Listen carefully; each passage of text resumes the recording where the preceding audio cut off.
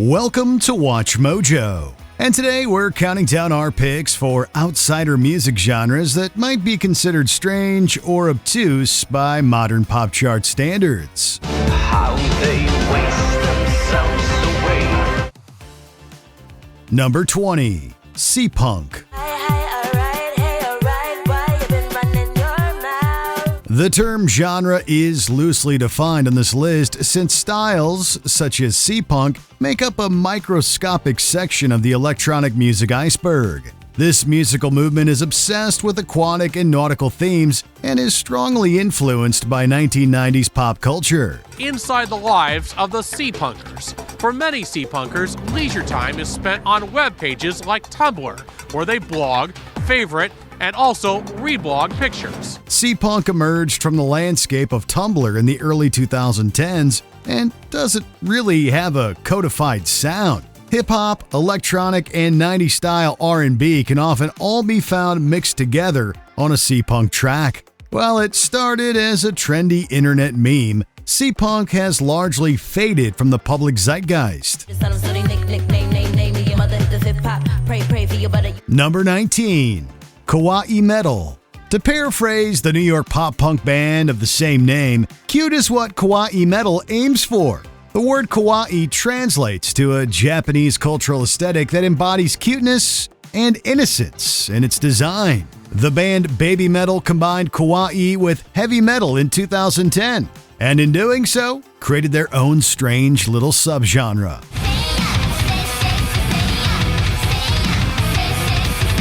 Kawaii Metal blends those catchy earworm vocal hooks found within most J-pop acts with hard-hitting modern metal riffs. The resulting juxtaposition is a sort of musical "you got peanut butter in my chocolate" situation, where two great tastes end up tasting great together.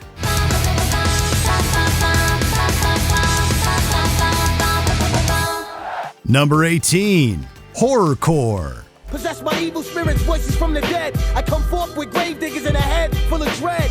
There actually isn't any hardcore punk rock influences in this subgenre of rap music. Instead, the term horrorcore basically serves as an umbrella for a lot of darker, death-obsessed hip-hop lurking in the background. We're not really talking about the more realistic gangsta rap of the 90s, but instead MCs who tend to gravitate toward more fantastical, gory, or metaphorical themes. Necro, logical psycho, burning you with highly flammable nitro. The Gravediggers were hugely influential to this movement, as were the more supernatural songs of the Ghetto Boys. Elsewhere, artists like Necro, Gore-Tex, Mr. Hyde, and others combined macabre lyrics with atmospheric soundscapes and boom-bap beats to create a cult-obsessed awesomeness. Beastman, rhyme to kill. Number 17.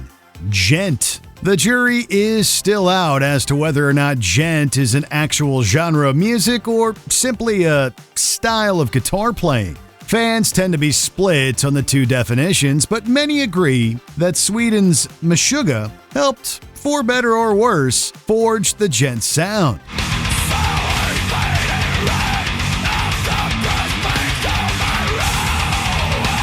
It's all about the rhythms when it comes to this approach to technical death metal. Specifically, a palm-muted technique that emphasizes a complex groove alongside dizzying lead guitar breaks. There's also a dissonance that tends to accompany many metal bands that are labeled as djent. Animals as leaders and Tesseract are considered progenitors of the style, while modern applicants can employ everything from metalcore breakdowns and rap vocals to the mix.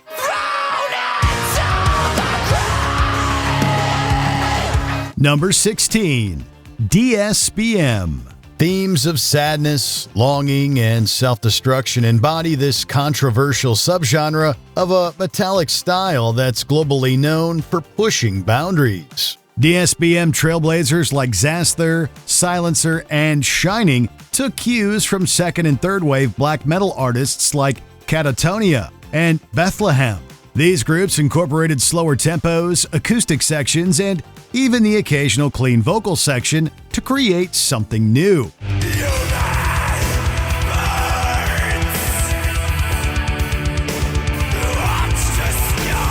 Make no mistake though, most DSBM vocals are harrowing shrieks, the sort of gut-wrenching caterwauling that sounds birthed from absolute gutter-dwelling madness. This style of music definitely isn't for everyone. It's a corner of the black metal world that's always bound to spark debate. Number 15. Chap Hop. Keep living life like it's the 1880s. A chap out of time, but rising to the top. Those living outside of the UK might not be familiar with the subgenre known as Chap Hop. This is a style that's both visual and musical, since it combines old-world British aesthetics and steampunk subculture with modern hip-hop. The end results are as strange as that description implies, with a very limited number of artists laying claim to the Chap Hop label. But first, I've got a bang bang. The boogie to the boogie, say up jump the boogie to the bang bang boogie, let's rock. That said, the music of artists like Mr. B, the Gentleman Rhymer, and Professor Elemental certainly stands apart from the pack. This is the kind of hip-hop you check out when you're absolutely burned out on every other commercial iteration of the style. Hope it's safe to assume you won't do it again. Set foot on my stage and get ruined again. Number 14. Shoegaze and Blackgaze. Ask any alternative rocker of a certain age about their favorite cold albums, and it's highly likely that at least some of them will fall under the shoegaze category. That's because this subgenre of indie and alternative rock was something fresh and new back when bands like My Bloody Valentine and Slowdive were defining the sound in the 80s and 90s.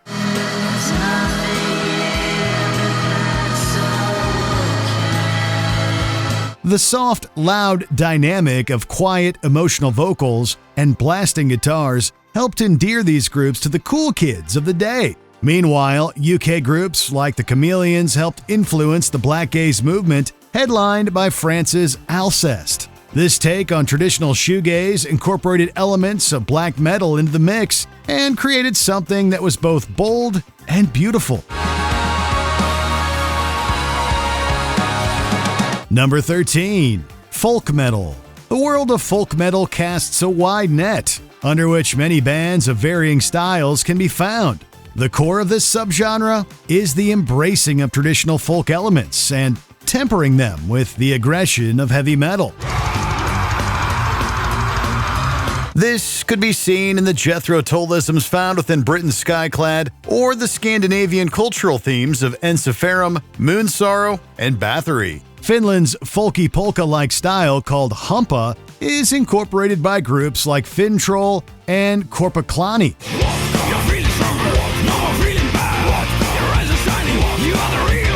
Elsewhere, Sweden's In Flames took traditional melodies and amplified them within a melodic death metal context. It's a rich cultural tapestry that's enabled folk metal to gain fans around the world.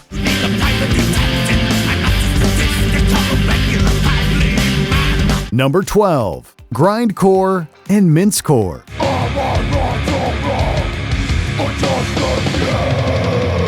The Belgian band Agathocles may be the world's foremost Mincecore band, but their style of politically left-leaning extreme music also serves as an offshoot of basic grindcore. This is an ultra-extreme combination of death metal and hardcore punk that usually emphasizes overkill amounts of speed. Napalm Death, Terrorizer, and the early works of Carcass helped draft a grindcore blueprint in the 1980s, while Agathocles' Mincecore sound tends to contain slower, more stomping riffs in its arsenal. This group's anarcho-punk politics followed grindcore's UK origins, but grind bands have been known to sing about everything from gory horror movies to hardcore adult films, all in the search for extremity. Number 11. Funk metal. It was a blink-and-you-miss-it affair, the fusion of funky rhythms and slap bass with high-octane thrash.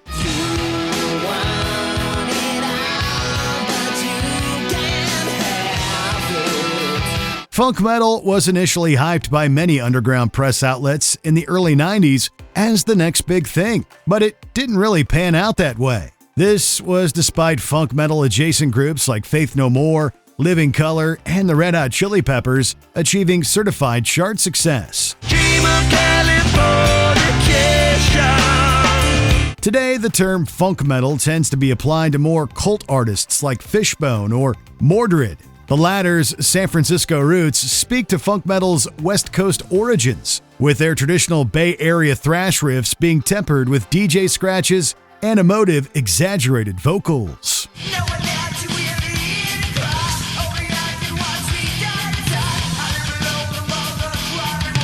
Number 10. Vaporwave.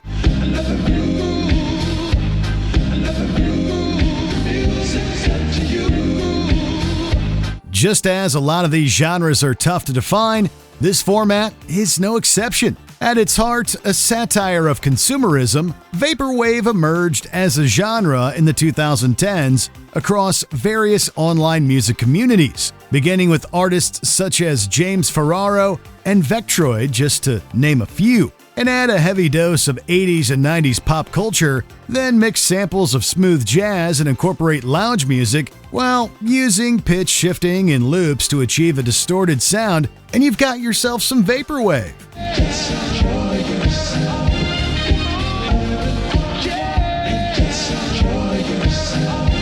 Number 9. Lowercase. Today's popular music is all about dense, catchy, overwhelming beats and compositions. You know, hooks and massive choruses. By contrast, Lowercase asks listeners to experience sounds drowned out by the auditory clutter of the world. Lowercase artists digitally amplify natural sounds like anthills and flowers growing, taking a microscope to sounds otherwise imperceptible to the human ear.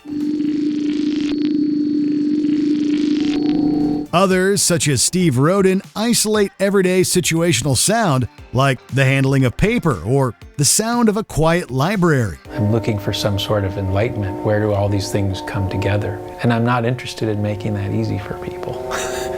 Minimalist and ambient it may be, but Lowercase is unlikely to top Billboard charts anytime soon. Number 8. Nintendocore.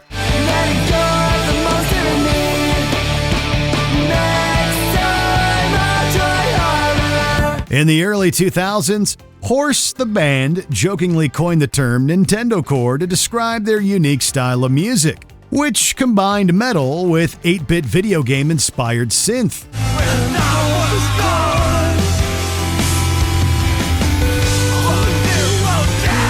The term caught on, leading other video game-inspired rock and metal musicians to adopt the term. Nintendo's ancestry can be traced to chiptune, a genre of music spawned in the 1980s that incorporated 8-bit synth from the video game world and EDM-like tempos. Walking crooked down the beach, she spits in the sand where the bones are bleaching. It's a formula that is just so crazy that it works, leaving video game fans everywhere looking for the nearest mosh pit. Number 7. Splittercore and Extratone. Hardcore techno and gabber were among the first EDM subgenres to push the number of beats per minute in an aggressive direction, but Splittercore and Extratone make them look tame by comparison. Both Splittercore and Extratone fall under the larger umbrella genre of speedcore, which is defined as any EDM where the BPM exceeds 300 BPM.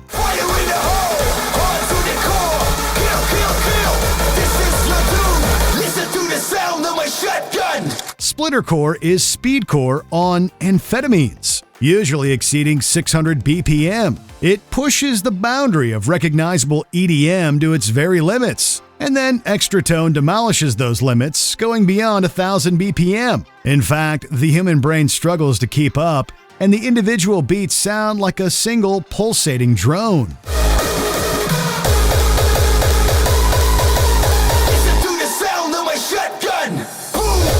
Number 6. Pirate Metal.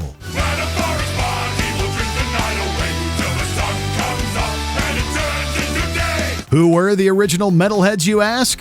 So metal they were metal before metal existed? Pirates. Pirate metal pays homage to the original headbangers of the sea by mixing power metal, thrash metal, and speed metal with traditional pirate ballads, chants, and the folk sound associated with seafaring.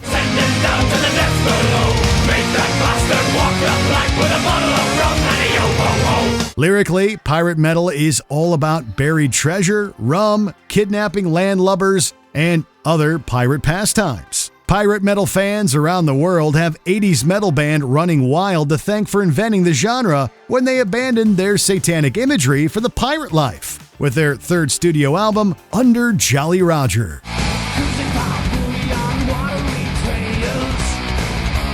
Number 5. Crunkcore. There seems to be a clear correlation between weird music and genres that end in core. In this case, our hybrid genre combines crunk music with screamo and emo. This is usually achieved by pairing vocal styles more commonly used in emo and screamo with electronic beats similar to those found in southern hip-hop.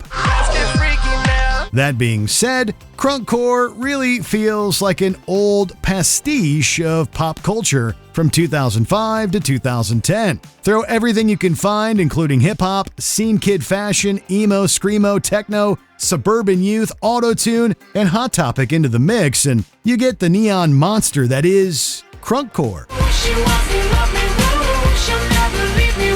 Number 4. Avant-garde. Number 9. Number 9. Number 9. Avant-garde is a term that can be applied to any piece of art which pushes beyond the accepted boundaries of that given art form. In the case of music, it's difficult to set any specific set of characteristics, but a number of composers from the 20th century rose to prominence by radically altering the definition of music and came to be commonly known as avant-garde composers.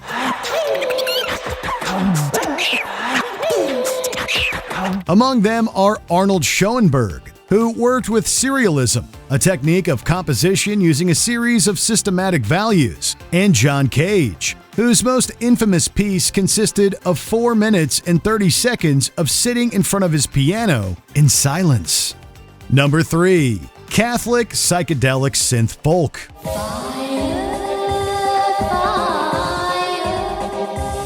Psychedelic synth and folk music feel like an unlikely pairing to begin with, but add Catholic symbolism to the mix and things get really weird. The 60s and 70s resulted in a lot of experimentation, but this genre stands out from the crowd. Sister Irene O'Connor's Fire of God's Love/Songs to Ignite the Spirit sounds innovative and experimental even today, without considering that it was recorded by an Australian nun living in a monastery in 1976.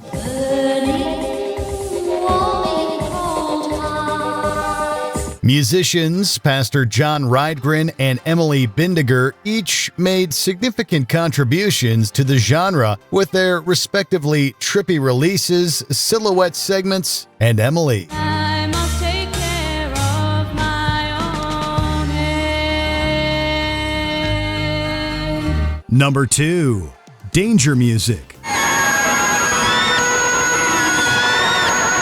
This is another genre that is more about an idea than any distinct musical characteristics. It is considered to be a form of avant-garde music, but it pushes the definition of music so far beyond recognition that danger music is also called anti-music. Confused yet? You should be. Danger music is defined by one thing: the theory that some music can be inherently dangerous. Musicians creating danger music prove this hypothesis in various ways, such as playing loud enough to deafen an audience, attacking the audience, or writing, "The performer should blind themselves 5 years after performing this piece," in the sheet music. Fun! All of these scores explore the concept of danger, whether to the artist, the performer, or the members of the public. Before we continue, be sure to subscribe to our channel and ring the bell to get notified about our latest videos. You have the option to be notified for occasional videos or all of them. If you're on your phone, make sure you go into your settings and switch on notifications. Number 1. Japanoise. Noise music is produced all over the world, but no one does it quite as weird as the musicians of Japan, who have developed a distinct and highly regarded noise music culture known as Japanoise. While the 1980s and 1990s were certainly the high point of the genre, Japan maintains its position as a mecca of noise music. Come on, that is just noise!